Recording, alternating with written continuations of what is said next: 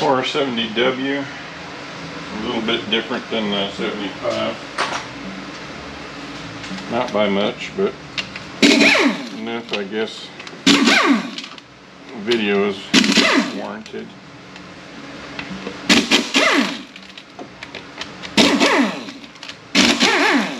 $10mm bolts on the pump, 8mm bolts on the speed sensor and the neutral switch.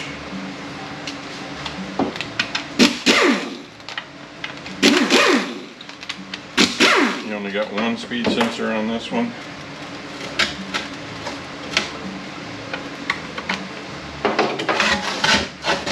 $10mm bolts on that tail housing.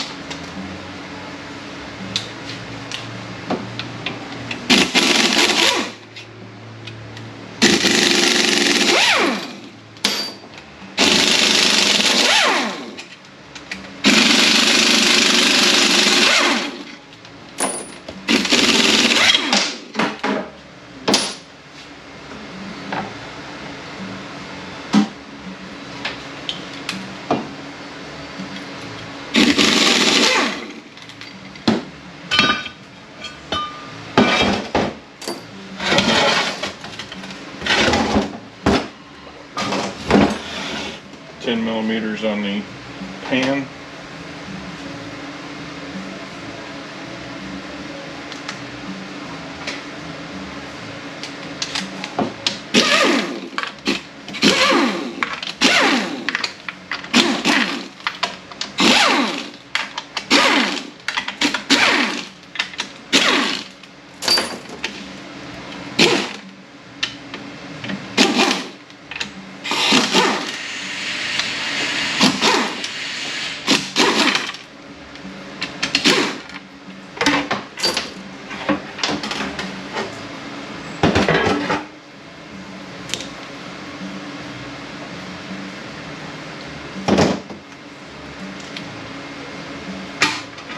Remove our hard wire for our solenoids.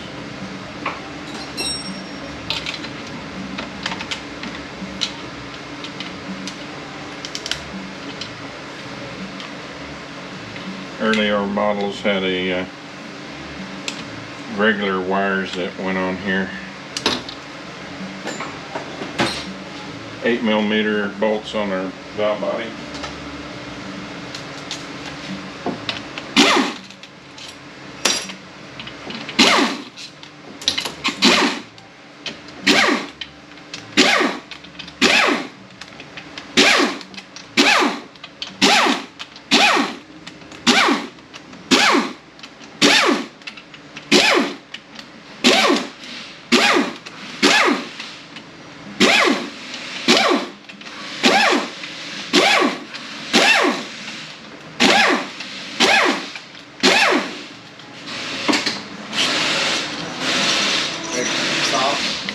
Greg has the rest of the CD40. Okay, let me call him and talk about this then. Oh, do you know the individual bushings that you need for the 6L80? Because they don't have a bushing kit. The bushing kit's 3 days out from WIT, and then Greg doesn't have a bushing. I haven't sent a bushing kit. I have a kit here I can use. Just have it for the 3 days out one? Yeah. Thank you, sir. Alright, 10mm bolts on the little deals that hold this down on your valve body. And the ones that does not have a plate back here, this plate's always cracked. So let's see if we can get a good shot of it.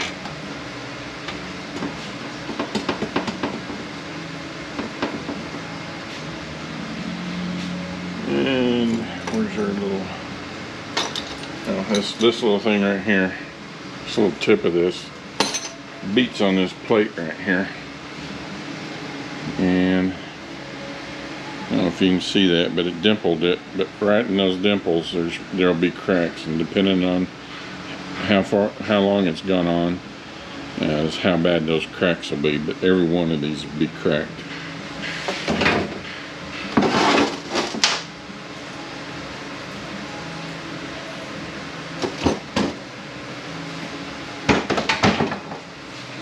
Got this little deal in here, 8 check balls.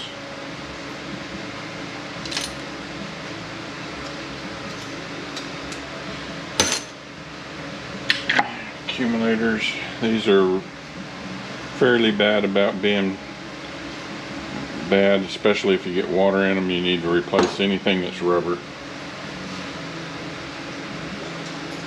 If it just started, you can maybe get by, but anytime it's had water in it for any amount of time, anything in here that is rubber is no longer any good.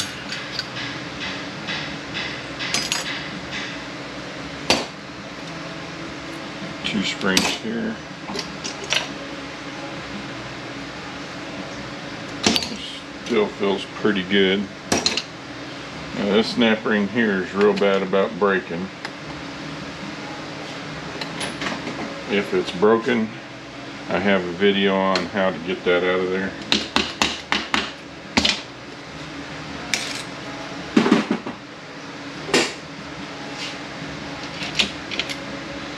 This bore right in here is usually worn out.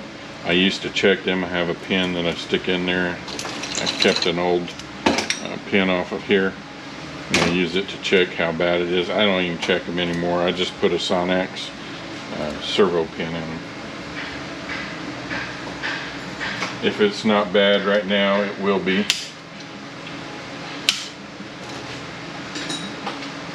Get you a scribe.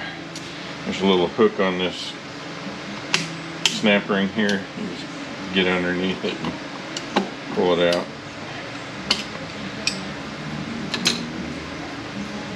These covers and this servo right here are usually rock hard. This one's rock hard, so we'll be replacing that.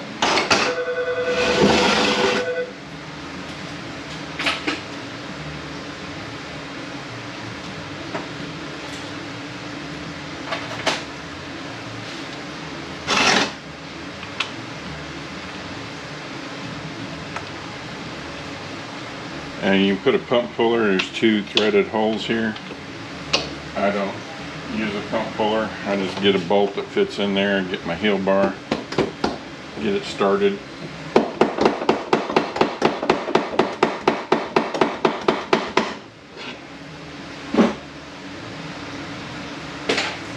And I just pull it out that way.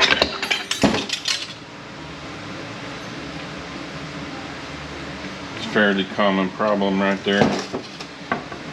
The problem is going to be that the clutches or the drum in the back is no good, and it causes this to overspeed, and it'll literally blow that sprag up and spin this snap ring right off of there.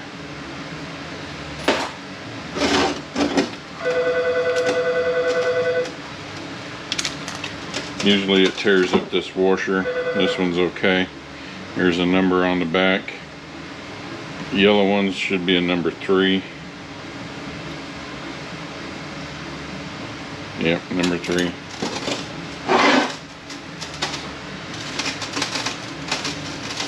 Little tabs on this return spring here, just bend those out, and this will come right off. Our piston. Check back in here where the sealing ring's right on that, for that drum, the forward drum right here. Make sure that those are not ring cut. Make sure surfaces here are good for our rings. 10mm bolts on the stator.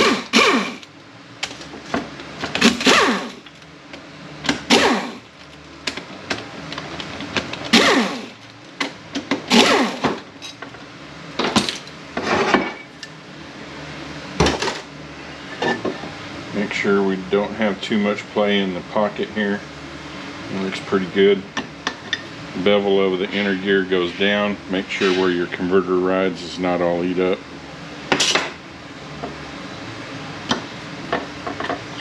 Check the surface here, but since our pocket was good, this should be in good shape.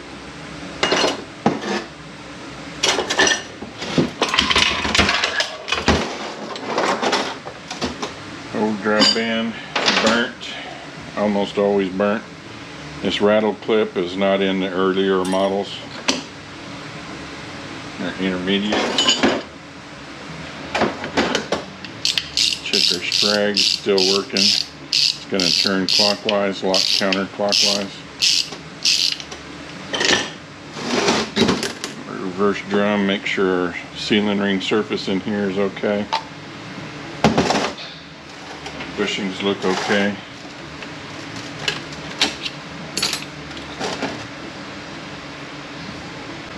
There's a 3 clutch and a 4 clutch. Most of these are 3 clutches. Pull this wavy snap ring out of the bottom. Our bevel plate is broken.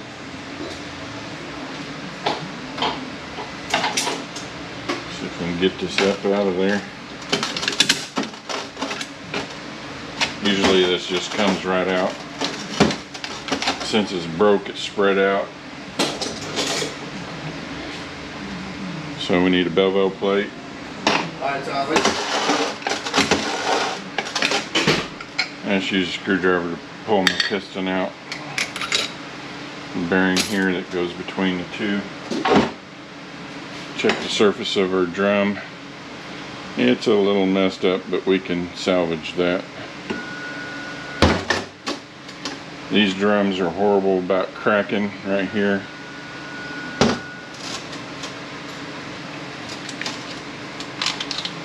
They are also horrible about the clutches just disintegrating like these are. So we need steels. And there's a cushion plate in here.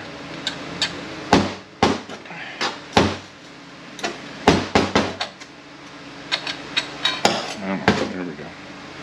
I've seen 2 different ones of these. There's a thick one and a thin one. Most of them are the thick ones. Check our hub splines here. Make sure our clutches didn't eat it up out here. Our intermediate shaft. Those are bad about breaking. Also, it's bad about stripping out in here where these splines go. So make sure that those are in good shape. Here's our sun shell. This one is steel, so it's magnetic. The 475s, this is not.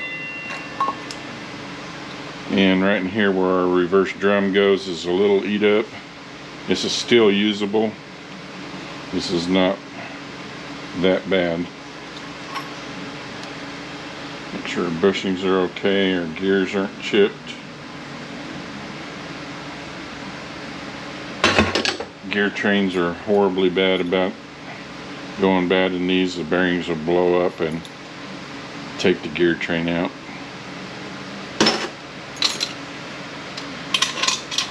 470W has, this snap ring has the 2 ends on it like that.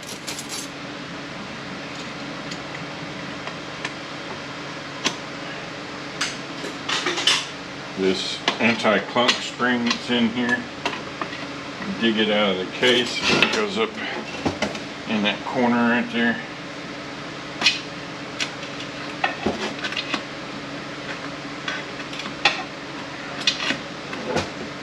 You dig into the case pretty good. They recommend that you replace it. Well, went flying. Oh, landed on me. That's what it looks like. They recommend you replace it with the one that comes in the 475s, the later ones. I reuse them. I haven't had a problem with them. Check our sprag rotation, turning counterclockwise, locking clockwise. These lugs love to eat up on here. This one's really bad. So we need a center support. Our sprag assembly. Check our pinions on our Planet. And I've only seen it one time, and it was on the AOD, but I have seen this plate back here where this is all put together, and got the rivets on here where this came loose. and check our bearing down in here. Our band, these green bands, not near as bad as the tan bands of being bad.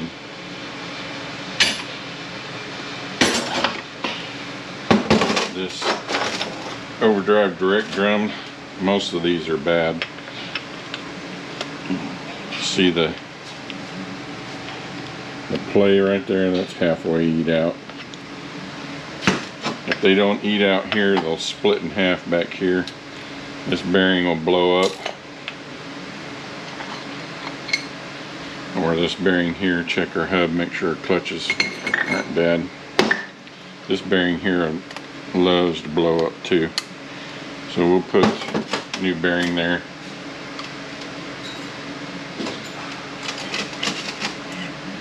And then there's a washer underneath here. When that bearing blows up, it takes all this out anyway, but you're not going to get this washer out of there.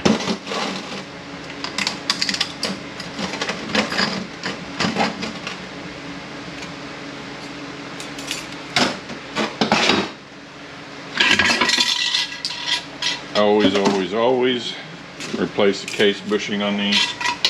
That's what ring cuts back here where these sealing rings go. So check that surface, make sure it's not ring cut. If it is, they make a tool where you can bore that out and you can put a sleeve in it. Either that, you're buying a case. Also on the 4R70Ws, this area right here is different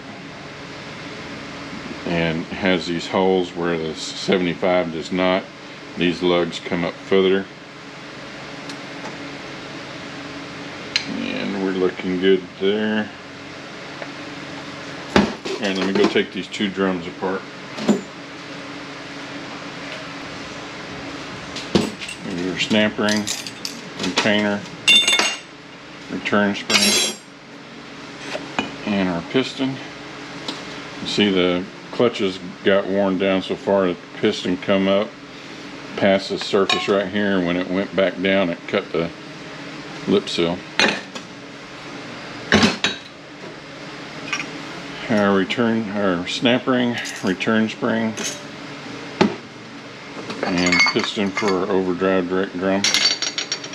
And we'll go write this one up and we'll be back. Alright, this is what I'm going to do on this one. Now they make a different style drum, forward drum, if you want to put that in, that doesn't break. I don't really find the need to spend the money on it myself, as long as I replace a shift solenoid assembly and that drum's not broke. Usually I'm fine, so I don't replace it like everybody else does. Anyhow, I'm going to do LS kit, which is a kit with clutches, 4x4 filter. Almost all these have a 4x4 filter, even if it's two-wheel drive. If it's got that little dip in the pan like that, it's a 4x4 filter.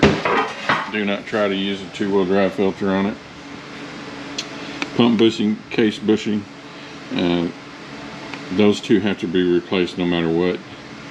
Overdrive band, Sonax overdrive pin is 76833E. Reverse servo. I forgot about the center support. Down in the bottom right here, there's little grooves in the servo. Most of these are 3-groove. They make a 1, 2, and 3. So I got a 3-groove. The cover for that. 5 forward stills, overdrive direct drum. KO192, that's a valve body plate.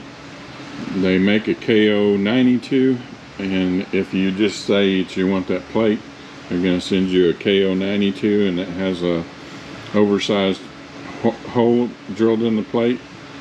Especially on pickup trucks, I've found that that causes a problem. It gives you a bumpy downshift from second to first, and every single one was coming back. They finally started making this KO192 that has the factory size hole in the plate. That way you don't have that complaint. So I put the factory one in every one. Shift solenoid assembly, EPC solenoid. The 76251H is the bearing on the front of the drum, and the 76229B is the bearing on the back side of that drum that likes to blow up. And then we need a center support. Almost forgot that. Alright, other tan that, did I put the, yeah, I put the drum. Other than that, I think we're it on this one. Our torque converter, the vanes are leaning slightly to the left. You want to make sure you get the right stall speed for this, because if you put the wrong stall speed in, you will get a 741 code, which is TCC stuck off, and all it's going to be is that your stall speed is wrong. So make sure you get the right torque converter.